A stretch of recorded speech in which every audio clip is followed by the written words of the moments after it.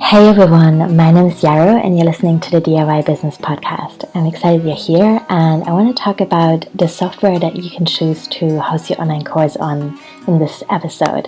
So if you are planning an online course or you're thinking about maybe updating or upgrading the one you already have and you're a little bit overwhelmed with all the different tech choices, then I really hope you'll get something out of this episode.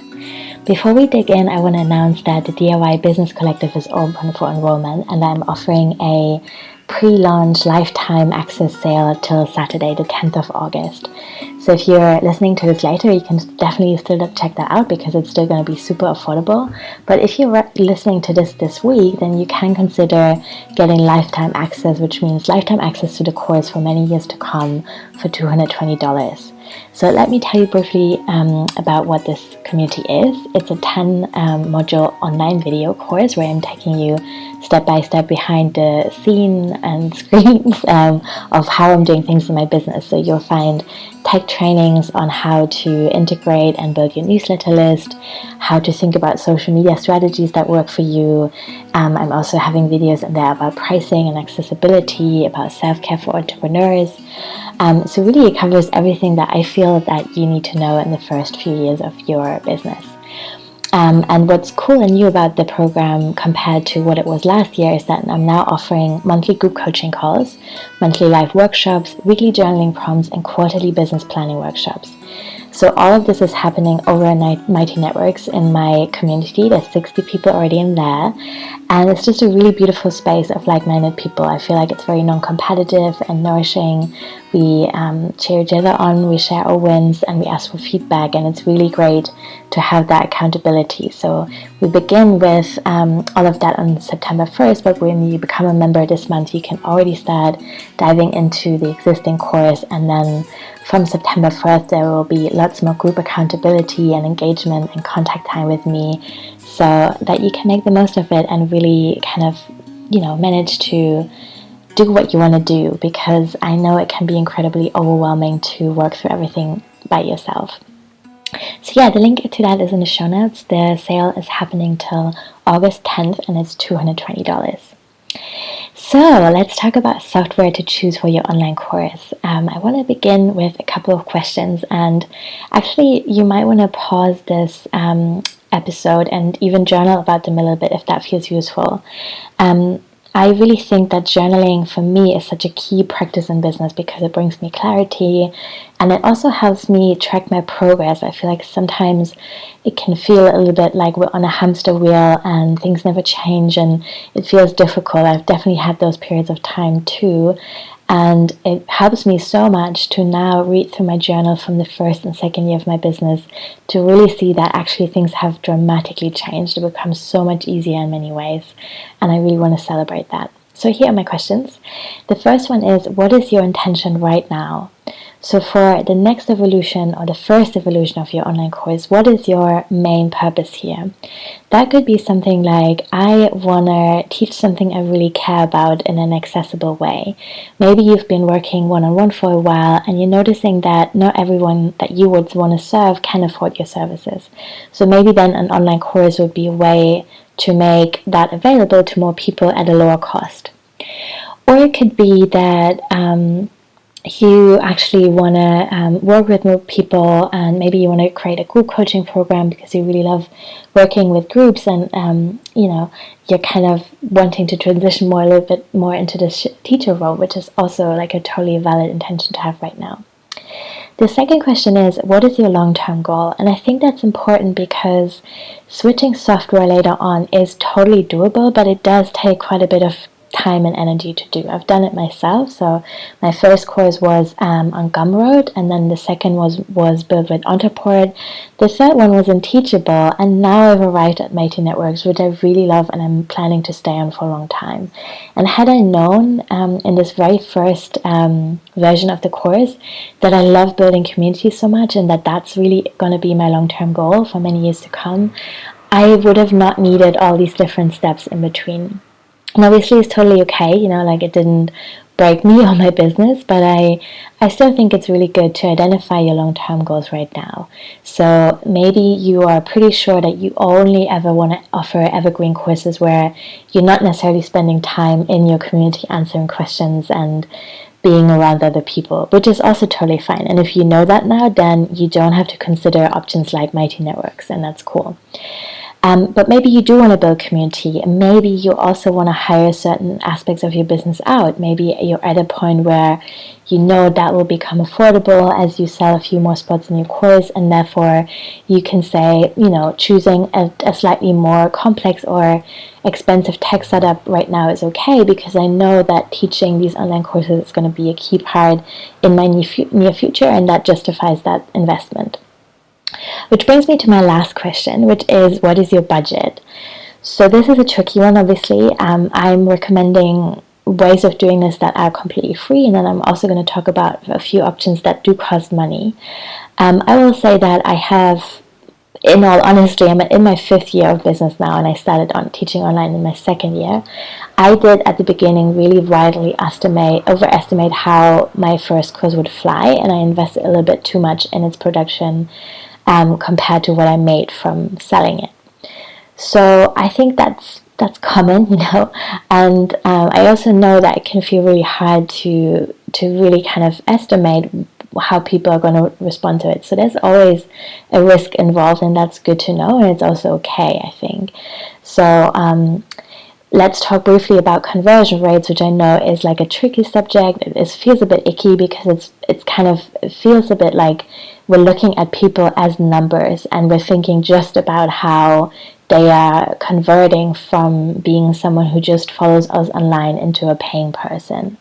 And that's certainly not a view that I want to promote. However, I do also think that thinking about numbers in some ways sometimes is helpful when we're making decisions about the money that we're spending and investing upfront into something that we're creating, because our work has to be sustainable for us as business owners as well.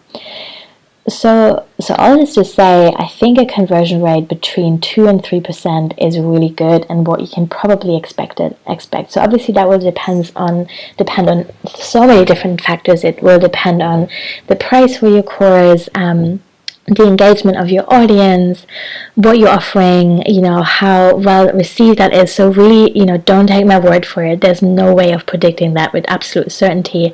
But this is just like something that we see across different industries a lot, 1 to 3%.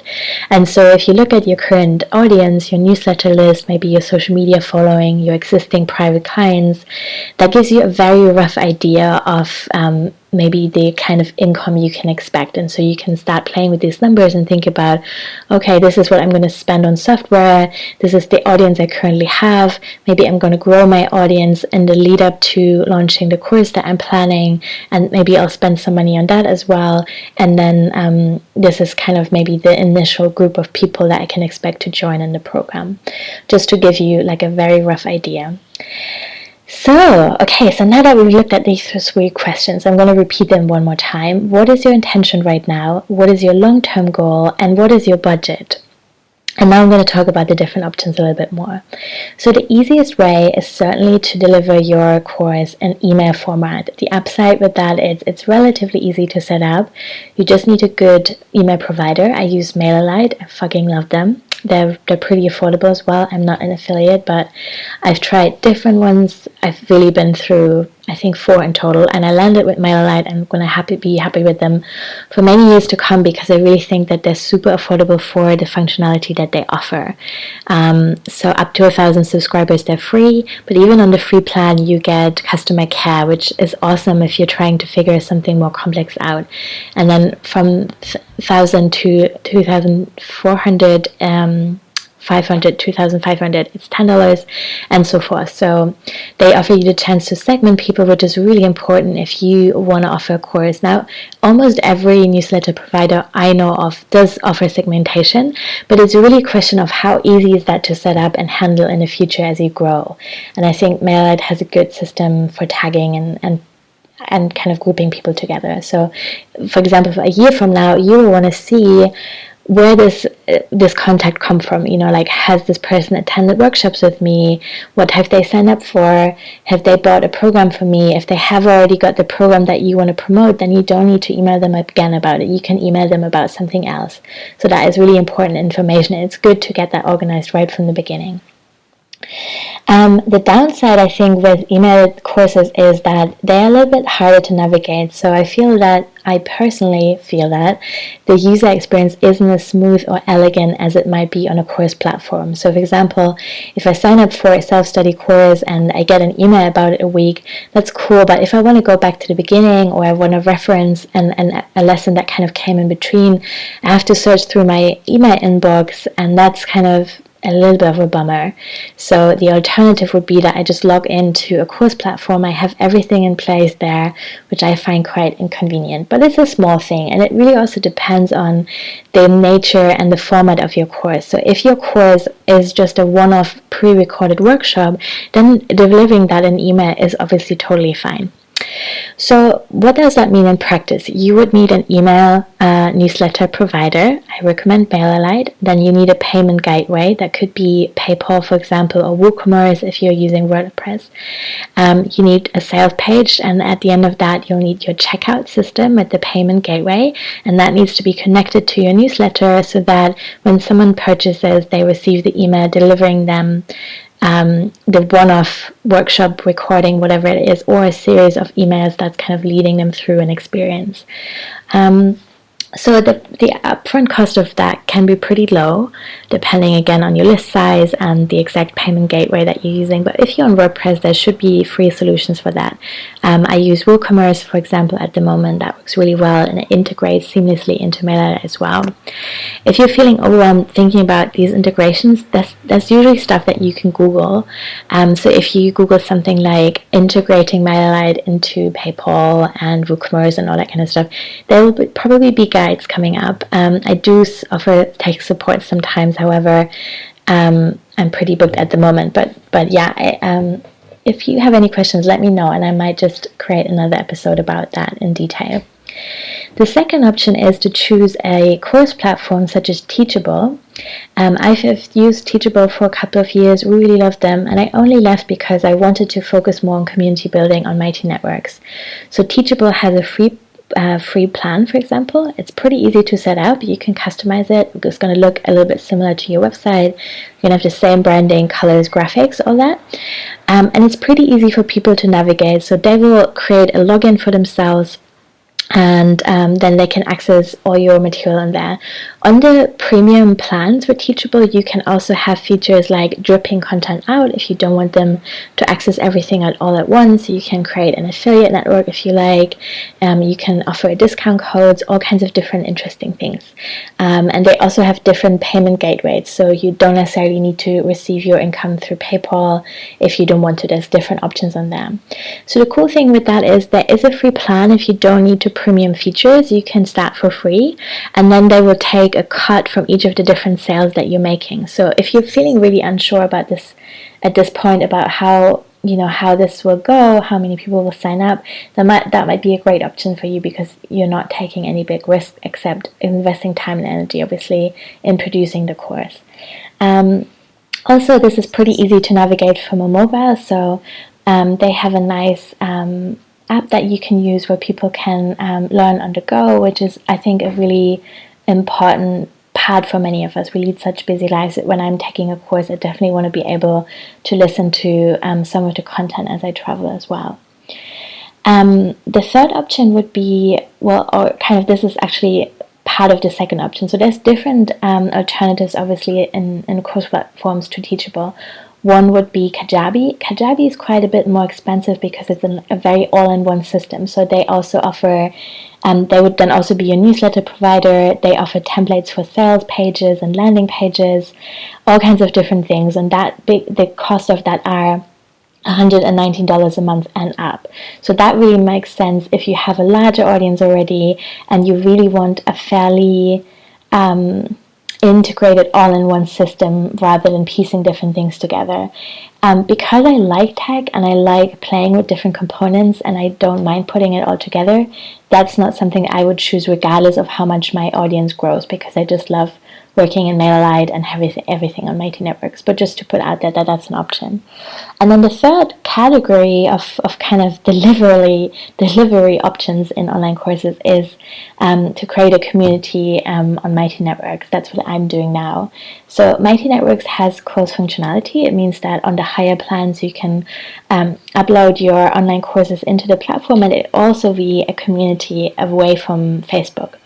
I really think that community access and exchange with other course members is a really beautiful, important part of online teaching in most fields. So obviously there are things like, to give you an example, I'm considering to maybe record a little mini course on getting people set up on Teachable or Mighty Networks.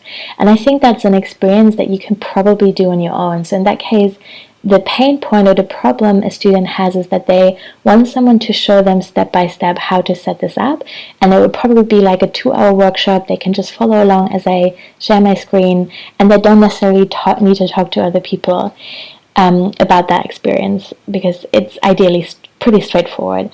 But if you're teaching something that is more personal, that's maybe related to some kind of transformation in their lives or businesses, where you do expect that people have questions and will need some kind of support, then I think building a community around your course is something really beautiful.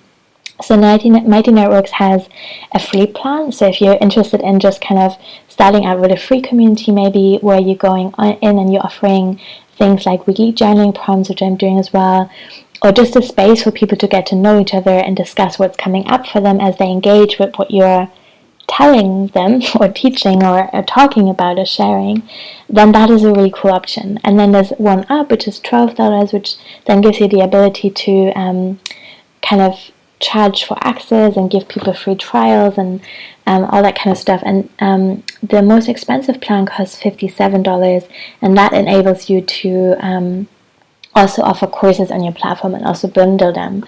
So one thing that you can do is, for example, have a free open space on there at Mighty Networks that anyone can check out, and that could maybe also be a way to grow your community itself. And you can offer some value in there. You can post your podcast episodes in there, you can ask questions, you can be there for other people's questions, and then there can be kind of premium sections of that platform that are your courses that people need to pay for, and they can pay for them either one-off or as subscriptions or in payment plans. So there's lots of different options. And what I love about that is that it's away from Facebook, so it's not another social media platform that just distracts people from doing what they actually came to do. But it is also very intimate and personal. So people set up their own profile. They can list their interests in their bio and link to their profiles if they want to, if they have Instagram or a website, whatever. And they can really interact with each other as well. And there's a sense of not being alone in that learning experience. So that has made such a big difference to me. I'm running live monthly workshops as well, and it's very easy to set them up on Mighty Networks, and people can just click that they want to attend, and then it adds to their calendar immediately. And I think those small things might seem small, but I think that they do really make a difference in how people engage with your content and experience the learning that they do with you. And that's kind of where I want to end here, is like thinking about the user experience and keeping that at the heart of the software system that you're choosing. I think it's really beautiful to feel like you're properly set up, and you know that even if your business is going to grow, you have the systems in place to really hold that. And you're also making space for people to grow and get to know each other as they explore what you're teaching. I think also something that's good to remember is that you want to kind of excite people beyond starting the course, because I heard that the reality is that only 10% of us finish completely self-study online courses where there's no group contact or any accountability. And that makes sense to me, because we have incredibly busy lives, and it's just hard to stay motivated when we're overwhelmed with so much content all the time. So to me, good online teaching is not just about putting information out there, it's also about creating a really beautiful, easy to navigate experiences in which people stay motivated and engaged. And that's great for you as a business owner as well, because obviously people will talk about that positive experience and the difference it's made in their lives in a different way, if they have had a really positive experience. So yeah, I really hope this has given you an overview of the different options, and really know that wherever you're at is totally cool. Don't feel that going with Kajabi or starting a community right now is necessarily what you have to do, but maybe that is something that you want to keep in mind for now as something that will come further down the line. And if you just want to start with an email course for now, or you just want to create a one-off recording of something that you're excited about, that is totally cool, and I'm really excited for you. So yeah, let me know if you have any questions. Thank you for listening.